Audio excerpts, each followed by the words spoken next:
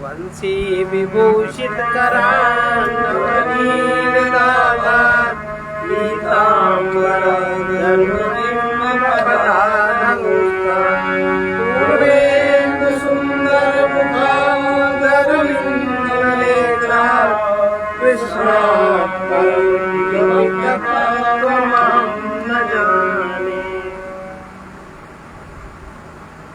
ये द्रव्य दृश्य विवेक शंकराचार्य द्वारा विरचित का दूसरा श्लोक है। नीलपीत स्थूल सूक्ष्म ह्रस्व दीर्घादि भेदतः नाना विधानि रूपाणि पश्येद लोचन में कथा एक ही नेत्र, एक नेत्र युगल, युगल माने एक ही नेत्र युगल नीला, पीला, स्थूल, सूक्ष्म, ह्रस्व माने छोटा, दीर्घ माने बड़ा इत्यादि विविधता से दिखाई देने वाले रूपों को देखता है। जितनी विविधता है सब, ये सब विविधता दिखाई देती है, इनको सबको एक ही नेत्र देखता है। दृष्टा और दृश्य में एक अंतर है। दृष्टा और दृश्य में एक अंतर है। दृष्टा एक है और दृश्य अनेक है। रूप दृश्य है वो अनेक प्रकार का होता है। रूप कई रंग का हो सकता है। कोई रूप नीला, कोई पीला, कोई लाल, कोई हरा आदि। उनमें स्थूलता और सूक्ष्मता का भी भेद होता है। वस्तुएं छोटी या बड़ी भी हो सकती हैं। इस प्रकार नाना आकार प्रकार की अलग अलग अनेक वस्तुओं के रूप होते हैं। ये विविध रूप दृश्य के अंतर्गत आते हैं, इन्हें दृश्य कहते हैं। किंतु इन सबका दृष्टा नेत्र युगल एक है। अनेक वस्तुओं को देखने के लिए अनेक आंखों की आवश्यकता नहीं है। अनेक वस्तुओं को देखने के लिए एक ही आंख की आवश्यकता है। अलग अलग रंग की या छोटी बड़ी आकार की वस्तुएं अलग अलग नेत्रों से नहीं देखी जाती हैं। एक ही नेत्र से सब प्रकार की वस्तुएं देख ली जाती हैं। आन्द्यमान्द्य पटुत्वेषु नेत्र धर्मेषु चैकधा संकल्पयन् मनः श्रोता त्वागादौ योज्यतामिदम्। एक इस प्रकार नेत्र का उदाहरण दिया। कल उदाहरण जो दिया था पहले श्लोक में कि रूप दृश्य है और नेत्र उसका दृष्टा है। वो नेत्र दृश्य, फिर नेत्र दृश्य है, मन उसका दृष्टा है।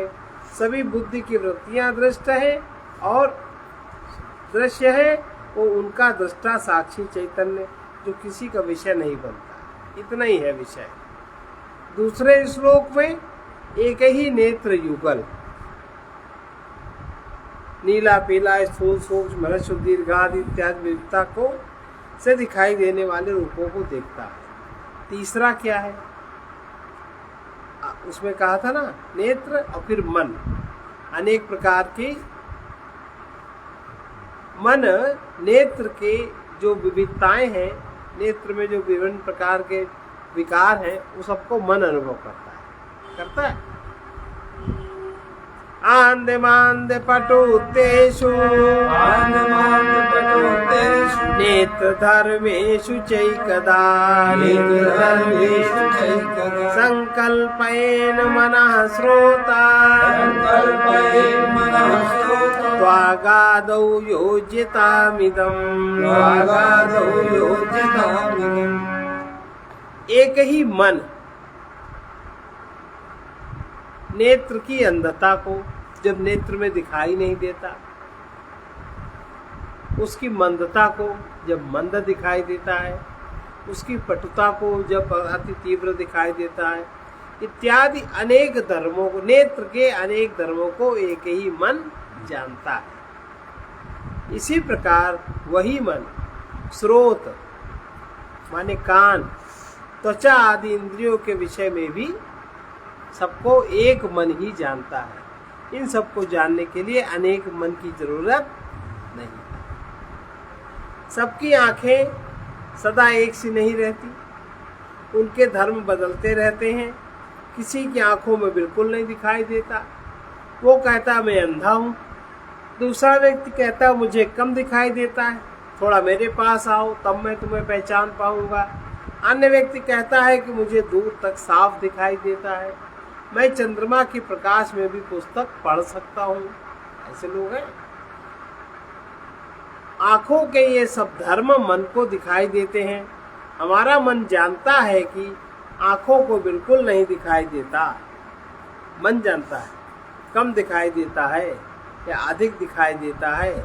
आंखों की इन विविधताओं को जानने वाला मन एक है। बाहर दृश्य की विविधताओं को जानने वाला नेत्र युगल एक है। इसी प्रकार से आंखों की विविधताओं को जानने वाला मन एक है। इसी प्रकार अन्य इंद्रियों के जो सारे नियम हैं उन सबको जानने वाला मन एक है। यही नियम स्रोत आदि अन्य इंद्रियों के साथ भी है। शब्द विविध प्रकार के होते हैं, कटु मधुर भयंकर कर्कश आदि। इन सबको सुनने वाला कान एक है। कानों के धर्म अनेक हो सकते हैं। कभी कान से ठीक से सुनाई देता है, कभी कम सुनाई देता है, कभी बिल्कुल नहीं सुनाई देता है। इन सब दशाओं को जानने वाला मन एक ही है। इसी प्रकार गंध भी अनेक प्रकार की होती है। विविध फूलों की सुगंध विभिन्न प्रकार की है। दुर्गंध भी बहुत प्रकार की होती है। इन सब प्रकारों को गंध दृश्य अर्थात ज्ञेय है और नासिका उनकी ज्ञाता है। गंध अनेक है किंतु नासिका एक है। नासिका के विविध धर्म जानने वाला मन एक है। नासिका में भी अनेक धर्म हो सकते हैं। नासिका कभी अंदर से ठीक नहीं, कभी बाहर से ठीक नहीं है। नासिका के विविध धर्म जानने वाला मन एक है। स्वाद भी अनेक प्रकार के हैं, उनको जानने वाली जिह्वा एक। जिह्वा के विविध धर्मों को जानने वाला मन एक। कठोर कोमल आदि गुणों वाली विभिन्न वस्तुएं हैं, किंतु एक स्पर्श इंद्रिय उन सब विभिन्न वस्तुओं को जानती है स्पर्श के द्वारा। त्वचा के अनेक धर्म है और उन सबको जानने वाला मन एक। ज्ञानेंद्रियां 5 है, उन सबके धर्म अनेक है। इन सबकी अनेकता जानने वाला मन एक है। यह सब देखने पर ज्ञात होता है कि दृश्य तो अनेक होते हैं किंतु दृष्टा एक होता है, प्राकृतिक रूप से या आध्यात्मिक रूप से।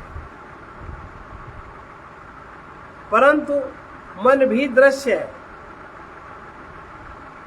जो इन सबको मन जानता है वो मन भी दृश्य है। मन में भी अनेक प्रकार की वृत्तियां हैं। पीछे कहा ना, बुद्धि की अनेक वृत्तियों को जानने वाला एक साक्षी चैतन्य। परंतु मन भी दृश्य है तो उसमें भी अनेकता मिलेगी। मन में क्या क्या अनेकता है? काम संकल्प संदेहो, श्रद्धा श्रद्धे धृति तरे, धीर धीर भीरित्येव मादीन, वासयते कदाचिति। मन में सार रूप में संक्षेप में कितनी मनोवृत्तियां हैं? सबसे पहली मनोवृत्ति काम। सबसे पहली काम। काम से ही सारी दुनिया शुरू होती है। काम की पूर्ति न हो तो क्रोध, क्रोध की पूर्ति न हो तो लोभ, लोभ की पूर्ति हो जाए तो मद, और मद की पूर्ति हो जाए तो मत्सर है, लोभ की पूर्ति हो जाए तो मोह। लेकिन सबसे पहले क्या है? काम। काम। नंबर 2, जो अंदर से कामना उठी उसको पूर्ति करने के लिए संकल्प का होना। हमको ये चाहिए, इसके लिए हम ऐसा ही करेंगे। नंबर 2 वृत्ति है संकल्प। अब संकल्प हो गया जब, तब 3 वृत्ति कौन सी जागृत होती है? हम करने तो चल रहे हैं, ये हो या ना हो होता है मन में, पूरा होगा कि नहीं पूरा होगा, शुरू करें कि न शुरू करें, ऐसा ना हो कि बेकार में जाए, सब कुछ ना हो पाए, पता नहीं वो व्यक्ति कैसा निकले। हमने जिसका विश्वास किया है, जाने वो व्यक्ति कैसा निकले, धोखा न दे। संदेह। सबसे पहले काम, काम की पूर्ति के लिए फिर संकल्प, ये सब मन की वृत्तियां हैं। और फिर संकल्प की सिद्धि के लिए संदेह।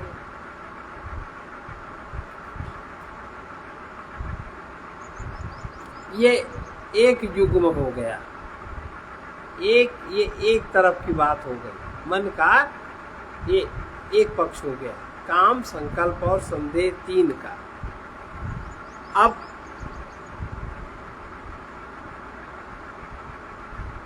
संदेह, जिसको संदेह नहीं है, जिसका मन थोड़ा सात्विक है, तो उसको संदेह नहीं होगा अपने संकल्प में। जिसका मन तामसी और राजसी है, उसको तो संदेह होगा, वो किसी पे विश्वास नहीं करता। जो अहंकार के अंतर्गत है, अहंकार, अति दुखद डमरुआ, दंभ, वो व्यक्ति दंभी होता है, कपट, कपटी होता है, मद, अहंकारी होता है, मान, मान चाहता है, नेहरूआ।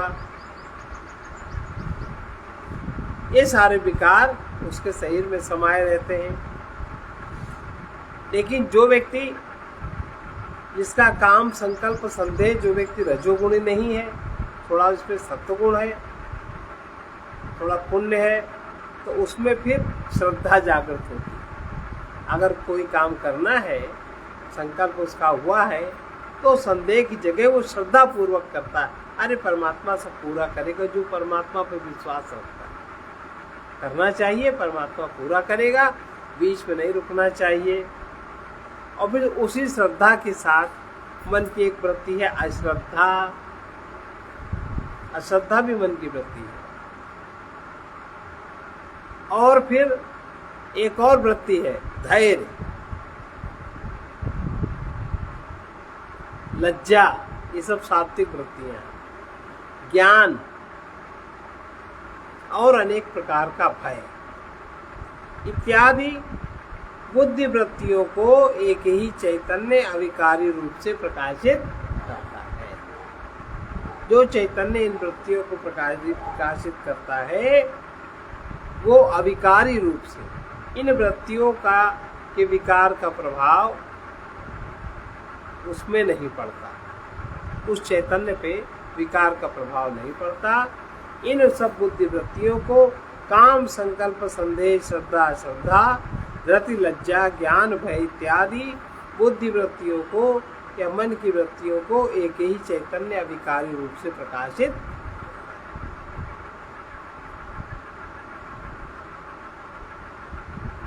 मन और बुद्धि की अनेक वृत्तियां होती हैं। मोटी मोटी वृत्तियां गिना दी, काम, क्रोध, लोभ, मोह, मद, मत्सर, संकल्प, विकल्प, श्रद्धा, श्रद्धा, ज्ञान, भय, साहस, लज्जा, डिटाई आदि बहुत सी वृत्तियां जो मन में उठती हैं, समाप्त होती हैं, मन में उठती, समाप्त होती। इनमें से प्रत्येक वृत्ति के भी अनेक रूप संभव है। क्रोध कम और अधिक भी हो सकता है। मन के अंदर छिपा हुआ हो सकता है, बाहर विस्फोटित रूप से भी हो सकता है। कोई क्रोध वाणी तक सीमित होता है, कोई क्रोध हाथ पैर में उतर आता है। यही दशा अन्य सारी वृत्तियों की है। कोई मन तक सीमित है, बुद्धि तक सीमित है, कोई शरीर में इंद्रियों में उतर आया, कोई शरीर में उतर आया, फिर कोई कर्म में उतर आया। होता है। यही दशा अन्य सभी वृत्तियों की है। साहित्यकार इन विविध वृत्तियों को विभिन्न परिस्थितियों से संबद्ध कर चित्रित करने का प्रयत्न करता है। किसी भी समृद्ध साहित्य में इनका अवलोकन किया जा सकता है। इन सब वृत्तियों का प्रकाशक चैतन्य एक है ना। अपने मन की वृत्तियों को देखिए। ये मन की वृत्तियां सब दृश्य हैं। काम मन की वृत्ति है। हम सब कामनाएं करते हैं क्योंकि हम सब कामनाओं का सुख चाहते हैं। सुख की जो चाहत है, इसके लिए हमें लगता है कामना करें, वस्तु प्राप्त करें तो हमें सुख मिलेगा। सुखी होने के लिए हम विविध प्रकार की वस्तुओं की कामना करते हैं। हम समझते हैं कि विषयों से सुख होता है, इसलिए तरह तरह की वस्तुएं एकत्र करते हैं। एक वस्तु से सुख नहीं होता तो दूसरी वस्तु की पुनः कामना करते हैं।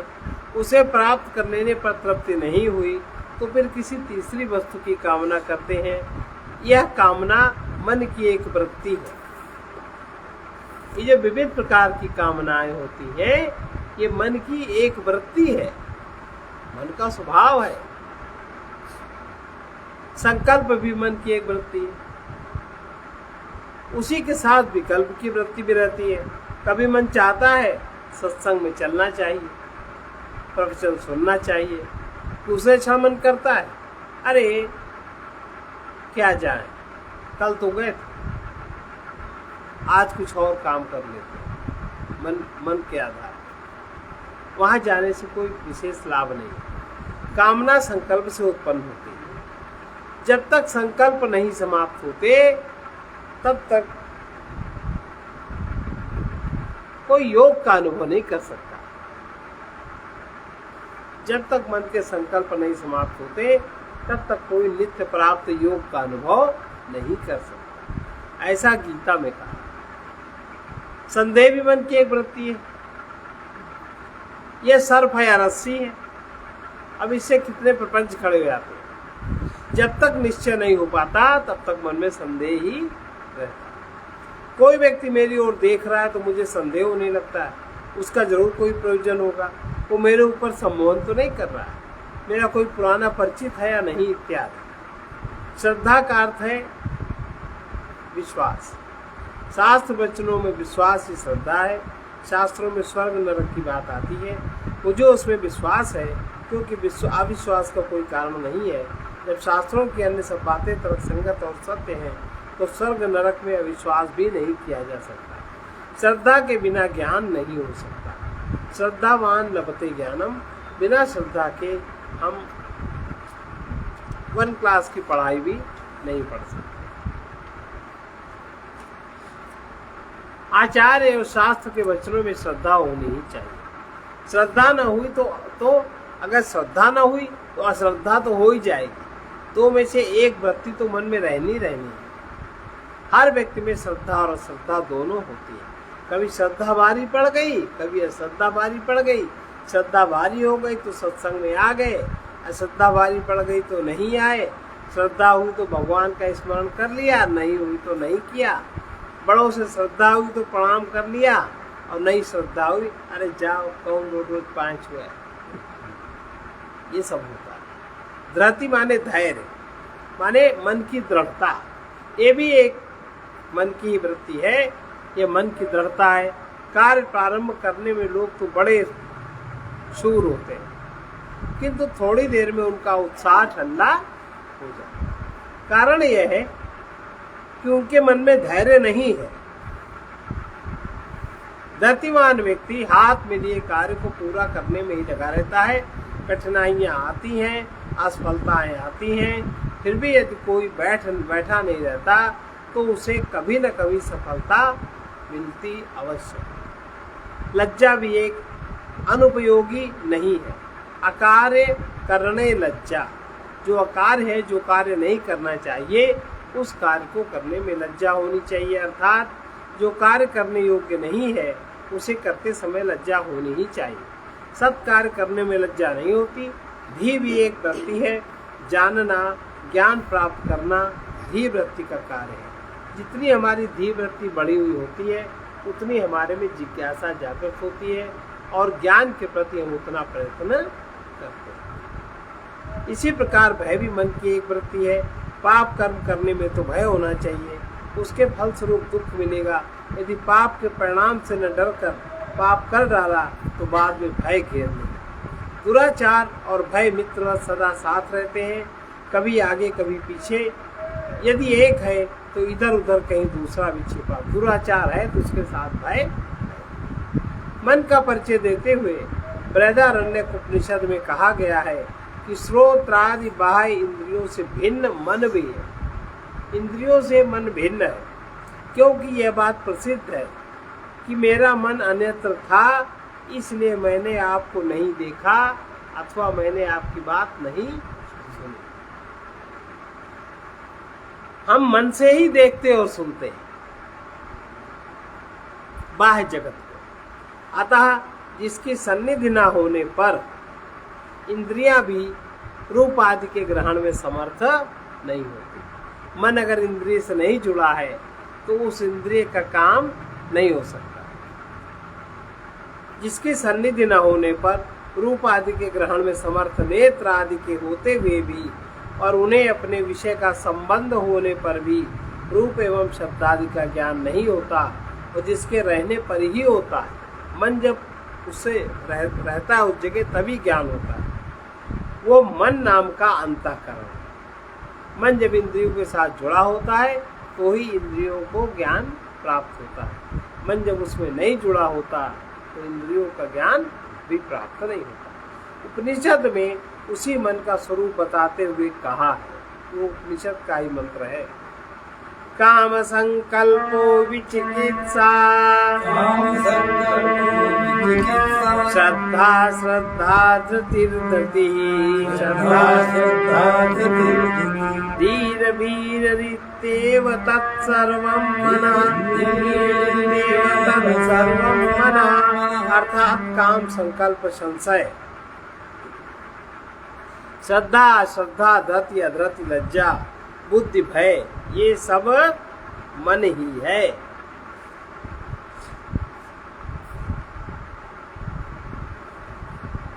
इस प्रकार मन के अस्तित्व के स्वरूप को, मन के अस्तित्व और स्वरूप को हम जानते हैं। वो साक्षी का दृश्य है। जो भी मन में है, मन में जो भी है वो किसका दृश्य है? साक्षी। साक्षी उसको देखता है। अब भय कौन सी वृत्ति है? जो भय की वृत्ति कई जगह काम करती है। अकार्य करने लज्जा, जो कार्य नहीं करना चाहिए उसमें लज्जा होनी चाहिए। वो मन साक्षी का दृश्य है और जो भी दृश्य है सब अनात्मा है या अनात्मा से संबंधित है। अनात्मा से संबंधित है। अब अकारण भय हमने किसी से कहा, नागा बाबा के यहाँ उसको प्रसाद चढ़ाना था, उसने 5 किलो का, वहाँ किलो के हिसाब से कुछ मांगते हैं। अब वो कहीं बर्तन ढूंढे, कहीं बनाने का स्थान ढूंढे, कहीं कुछ ढूंढे, तो हमने कहा ये अगर छोटा बर्तन है तो कम बना के चढ़ा दो, थोड़ा अगले साल चढ़ाना, थोड़ा अगले साल चढ़ाना।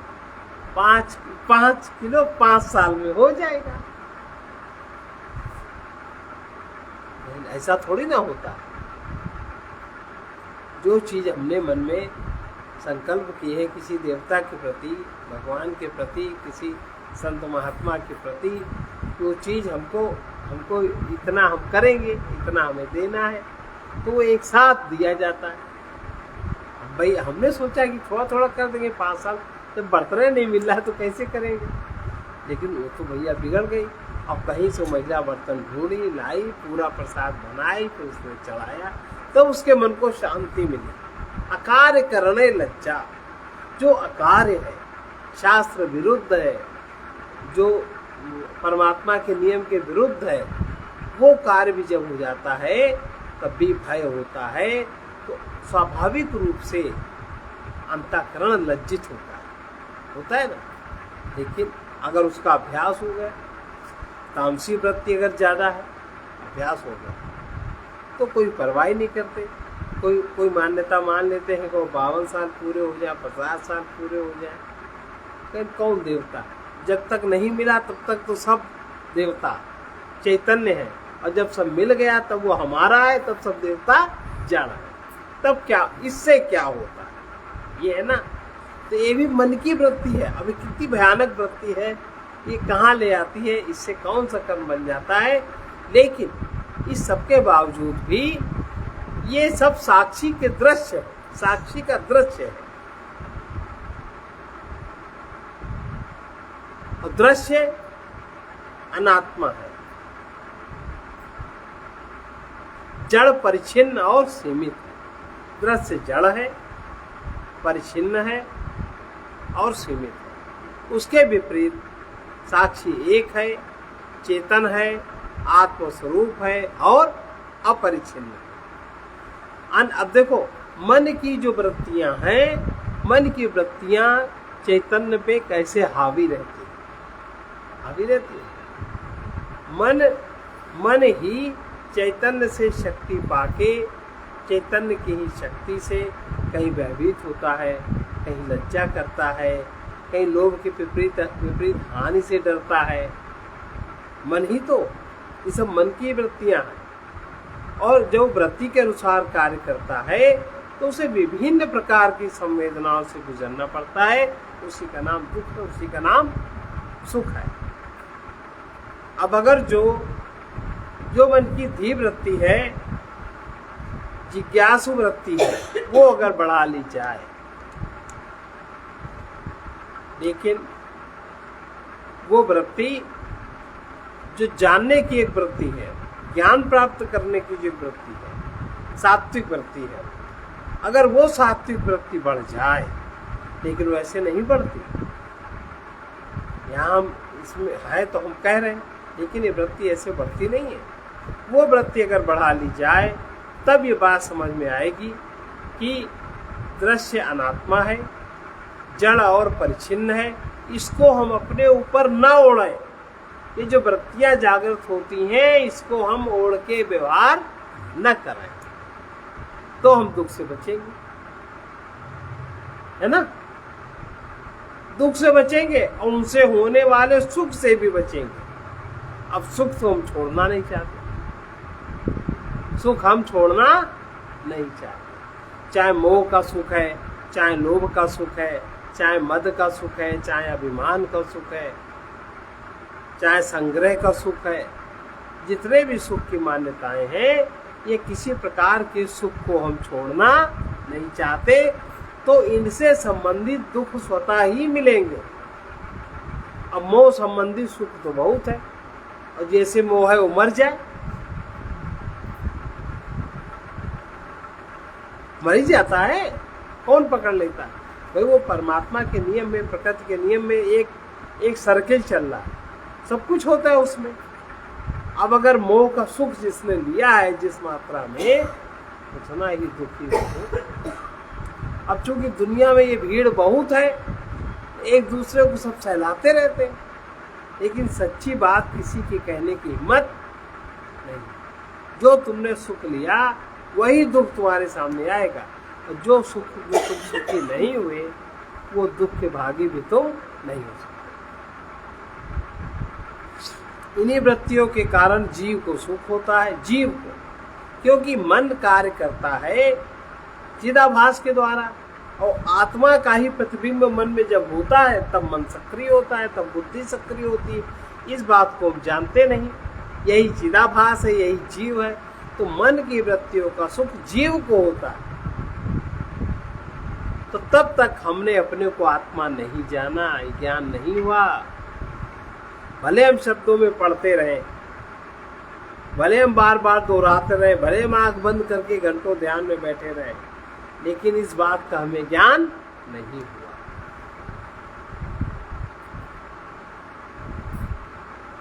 कि मन की वृत्तियों को देखने वाला अविकारी है, चेतन है। ये जितने भी मन की वृत्तियां, जो मन की वृत्तियों को दृश्य के रूप में जान लेगा, उसको वो ज्ञान होना शुरू हो जाएगा। उसको सुख की आसक्ति भी समाप्त होनी शुरू हो जाएगी। ये उसके अंतर हृदय में अनुभव आने लगेगा। लेकिन ऐसा नहीं है।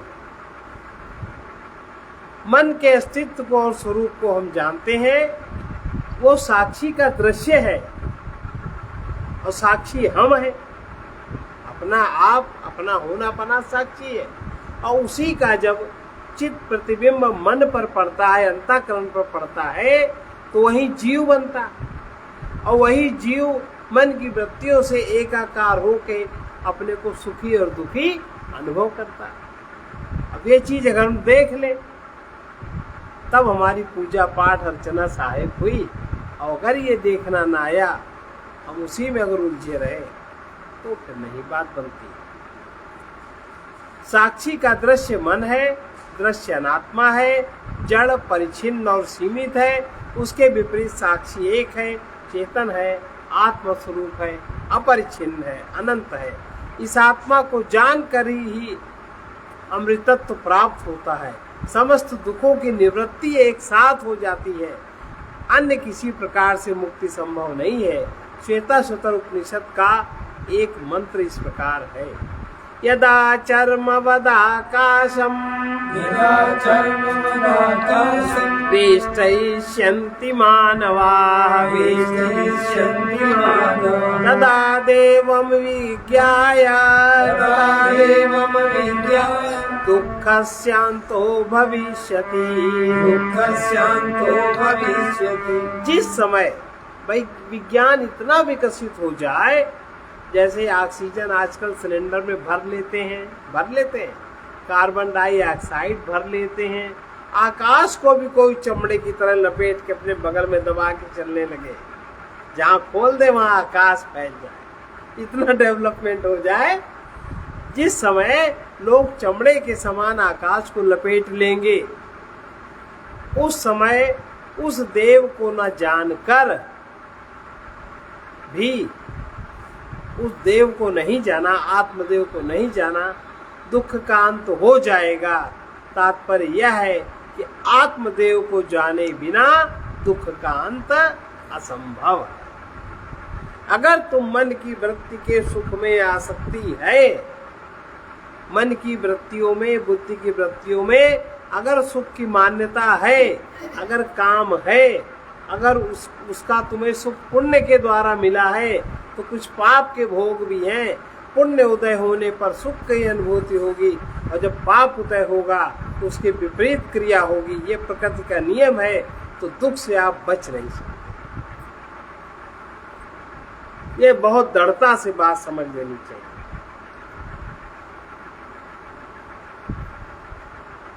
अब साक्षी का स्वरूप क्या है? अब साक्षी की बात आई। साक्षी का क्या स्वरूप है? साक्षी किसे कहते हैं? हम अपने शरीर में साक्षी को कैसे पहचाने? ये श्लोक। नोदेति नास्तमेतेषा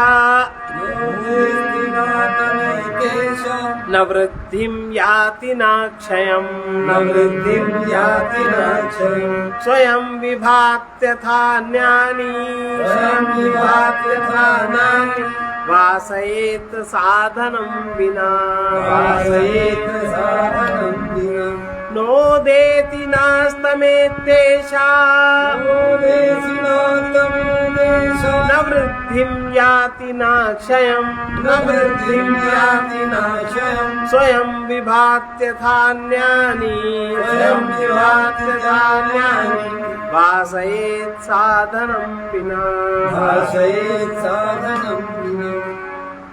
ये जो चैतन्य साक्षी चैतन्य है, ना इसका उदय होता है,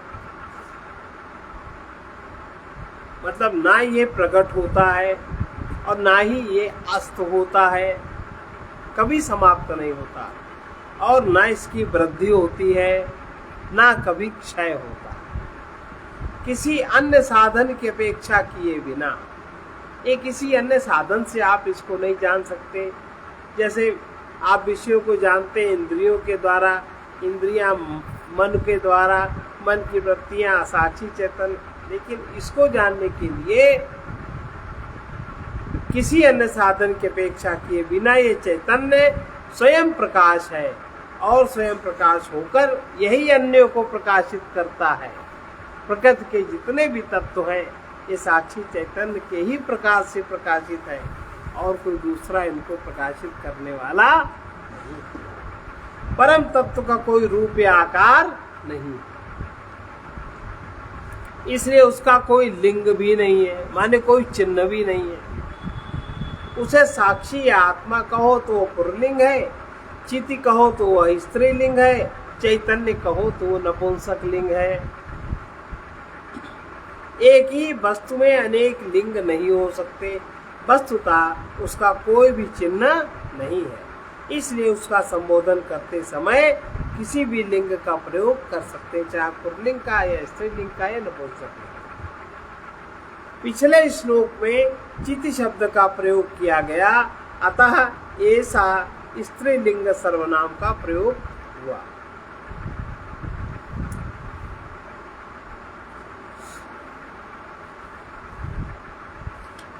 आत्मा का उदय और अस्त नहीं होता, लेकिन कब नहीं आप समझोगे, जब आप आत्मा का ज्ञान जब आपको हो जाएगा, आपकी बुद्धि में जब वो चैतन्य तत्व प्रकाशित होने लगेगा, जब बुद्धि आपकी सत्य में स्थिर हो जाएगी, जब बुद्धि उसमें ही स्थिर रहेगी जहां से बुद्धि उदय हुई, तब आत्मा का उदय अस्त नहीं होता, अर्थात वो आत्मा जन्म मृत्यु से रहित है। गीता के शब्दों में न जायते म्रियते वा कदाचित, दूसरे अध्याय का 20वां श्लोक, वो आत्मा न उत्पन्न होता है न मरता ही है। उदय का अर्थ जन्म लेना है, अस्त का अर्थ तिरोहित होना या मरना है। शरीर आदि दृश्य पदार्थों का ही जन्म मृत्यु संभव है, क्योंकि वे देश काल परिच्छिन्न है। अपरिच्छिन्न अनंत आत्मा न जन्म ले सकता है और न मर सकता है। जन्म उसी का होता है जो पहले न होकर बाद में हो, और मृत्यु उसी की होती है जो मरने के पहले न होकर बाद में न रहे। आत्मा तो अनादि है, इसलिए उसके जन्म का प्रश्न नहीं उठता।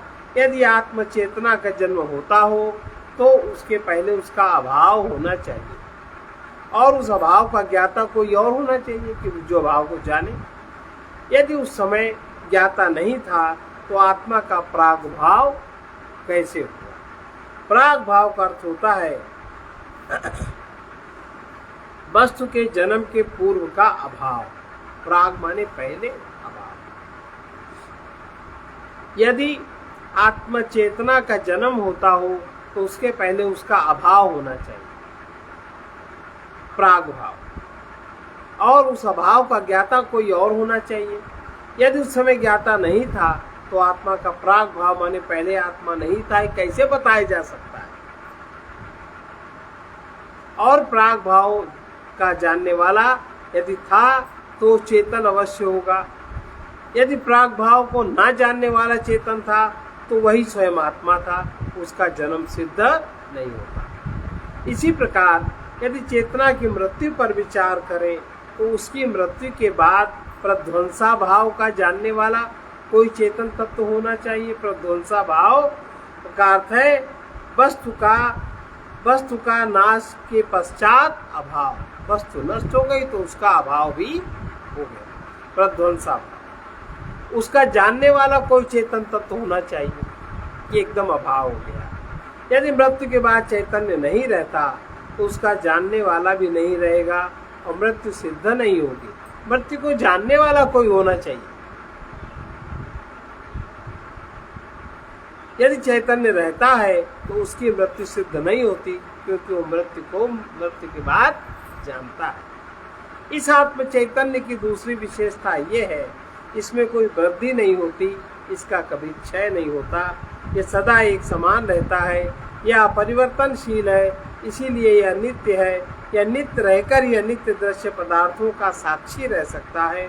दृश्य पदार्थों में जो वृद्धि और क्षय होता है वो सब साक्षी के अपरिवर्तनीय रहने के कारण उसका ज्ञान होता है। इसके अतिरिक्त आत्मा स्वयं प्रकाश स्वरूप है, उसकी चेतना अपनी सहज चेतना है। इस चेतना का अनुभव साधन सापेक्ष नहीं है। कोई दूसरी चेतन आत्मा को चेतन नहीं बनाती। मन, इंद्रियां और बाह्य वस्तुएं दृश्य और जड़ हैं, उनमें जो चेतना की प्रतीत होती है वो आत्मा से अर्जित की गई है। आत्म चैतन्य के बिना वे कोई भी चेतन नहीं हो सकते। कठोपनिषद के 5वें अध्याय का 15वां मंत्र, एक मंत्र में इसी प्रकार की बात कही गई। तमेव भान्तम् अनुभाति सर्वम् तस्य भाषा सर्वमिदं विभाति। तमेव भान्तम् अनुभाति सर्वम्, तमेव भान्तम् अनुभाति सर्वम् तस्य भाषा सर्वमिदं विभाति। तस्य भाषा सर्वमिदं विभाति। इसके प्रकाशित होने से सब कुछ प्रकाशित होता है। उसी प्रकाश में ये सब प्रतीत भी होता है और उसी प्रकाश में ये सब नष्ट भी होता है। अब तक यह सिद्धांत निश्चित हुआ कि दृष्टा आत्मा चेतन है और दृश्य शरीर, मन, बुद्धि सब जड़ है। यहाँ ये विचार नहीं है कि जड़ दृश्य चेतन क्यों प्रतीत होता है। जो जड़ दृश्य है वो चेतन क्यों प्रतीत होता है, इसका कारण बताते हुए अगले श्लोक में कहते हैं, चित छाया से सब जड़ वस्तुएं चेतन प्रतीत होती हैं। ये हम लोग कल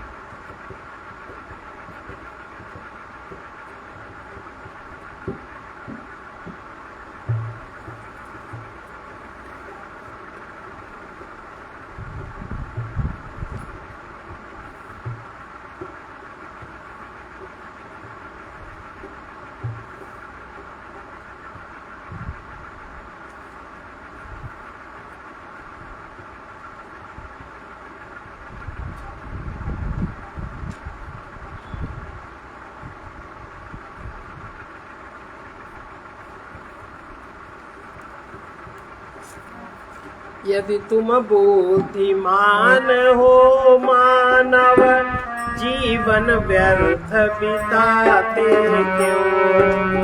यदि तुम बुद्धिमान हो मानव, जीवन व्यर्थ बिताते क्यों। यदि तुम बुद्धिमान हो मानव, जीवन व्यर्थ गंवाते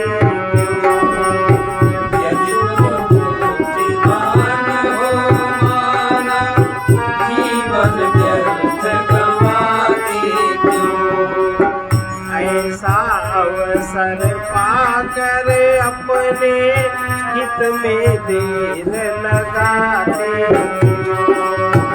ऐसा अवसर पाकर अपने हित में देर लगाते क्यों। चाहे जिसे देखिए जग की, चाहे जिसे देखिए जग की, सभी वस्तु में परिवर्तन है। सभी वस्तु में परिवर्तन है।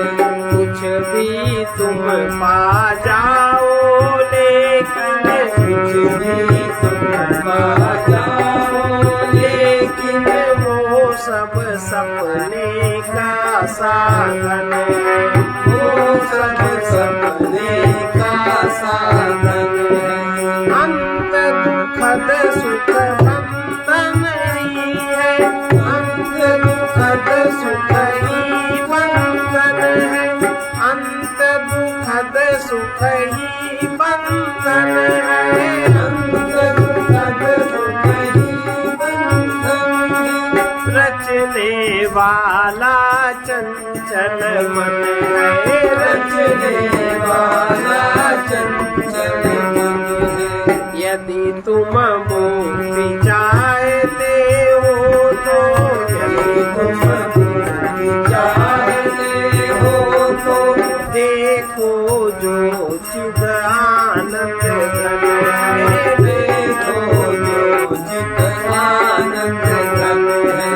वो है जन्म मरण का साथी, वो है जन्म मरण का साथी। उसकी याद भुलाते उसकी याद भुलाते क्यों? यदि तुम बुद्धिमान हो मानव जीवन व्यर्थ गंवाते यदि तुम बुद्धिमान हो मानव जीवन व्यर्थ गंवाते क्यों?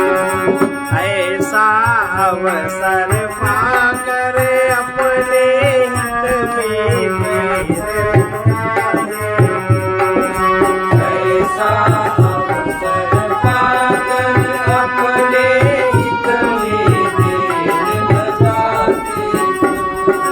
पुण्यवान होना है तुमको, पुण्यवान होना है तुमको। सेवा पर उपकार करो, सेवा पर उपकार करो। यदि अपना उत्थान चाहते, यदि अपना उत्थान चाहते प्राणी मात्र से प्यार करो, प्राणी मात्र से प्यार करो। हृदय निष्कलुष रखना हो तो, हृदय निष्कलुष रखना हो तो सबसे सद्व्यवहार करो, सबसे सद्व्यवहार करो। सत्य ज्ञान से दुखद अविद्या, सत्य ज्ञान से दुखद अविद्या की सीमा को पार करो, की सीमा को पार करो। इन दोषों से दुर्गति होती, जिन दोषों से दुर्गति होती ब्रह्मवश उसे छिपाते क्यों, ब्रह्मवश उसे छिपाते क्यों? यदि तुम बुद्धिमान हो मानव, यदि तुम बुद्धिमान हो मानव जीवन व्यर्थ गंवाते क्यों, जीवन व्यर्थ गंवाते क्यों? जिसके द्वारा मानवता में, जिसके द्वारा मानवता में सरस दिव्यता लाई जाती, सरस दिव्यता लाई जाती। शुभ कर्मी बन सद्भावों की, शुभ कर्मी बन सद्भावों की। जिससे शक्ति बढ़ाई जाती, जिससे शक्ति बढ़ाई जाती।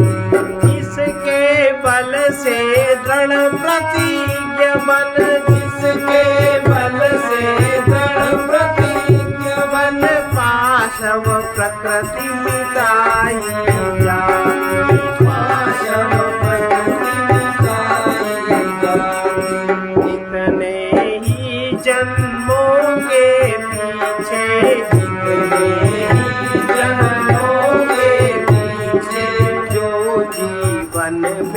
पाई जाती, जो जीवन में पाई जाती। उस विद्या का दुरुपयोग कर, उस विद्या का दुरुपयोग कर, अपने पाप बढ़ाते क्यों? अपने पाप बढ़ाते क्यों? यदि तुम बुद्धिमान हो मानव, यदि तुम बुद्धिमान हो मानव, जीवन व्यर्थ गंवाते क्यों? जीवन व्यर्थ गंवाते क्यों? जो कुछ भी है पास तुम्हारे, जो कुछ भी है पास तुम्हारे, उससे तुम दानी बन जाओ, उससे तुम दानी बन जाओ। विनम्रता के द्वारा ही तुम, विनम्रता के द्वारा ही तुम सरल निरभिमानी बन जाओ, सरल निरभिमानी बन जाओ। प्राप्त ज्ञान का गर्व छोड़कर, प्राप्त ज्ञान का गर्व छोड़कर अधिकाधिक ज्ञानी बन जाओ, अधिकाधिक ज्ञानी बन जाओ। निर्मोही होकर तुम सच्चे, निर्मोही होकर तुम सच्चे प्रेमी पुनि ध्यानी बन जाओ, प्रेमी पुनि ज्ञानी बन जाओ। होकर अमृत पुत्र पथिक तुम, होकर अमृत पुत्र पथिक तुम मृत्यु मार्ग में जाते हो, मृत्यु मार्ग में जाते क्यों? यदि तुम बुद्धिमान हो मानव, यदि तुम बुद्धिमान हो मानव, जीवन व्यर्थ गंवाते क्यों? जीवन व्यर्थ गंवाते क्यों? ऐसा अवसर पाकर अपने, ऐसा अवसर पाकर अपने हित में देर लगाते क्यों? हित में देर लगाते क्यों? इसका संत वचन है, सत्संग का सुयोग मिलने पर भी यदि मनुष्य विचार न करेगा, जिसको सत्संग का सुयोग नहीं मिला वो तो समझो उसमें तो विचार नहीं हो सकता।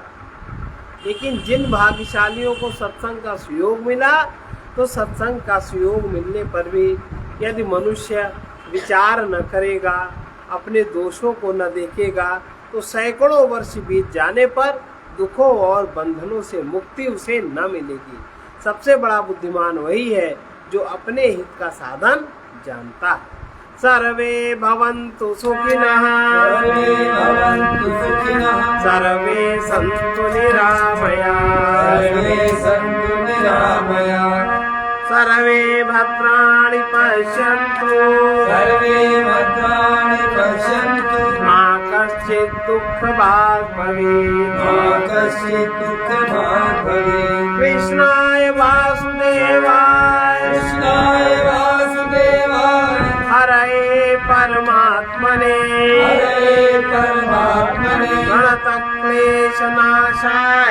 गणतक्लेशनाशाय, गोविन्दाय नमो नमः, गोविन्दाय नमो नमः। असतो मा सद्गमय, असतो मा सद्गमय, तमसो मा ज्योतिर्गमय, तमसो मा ज्योतिर्गमय, मृत्योर्मामृतङ्गमय,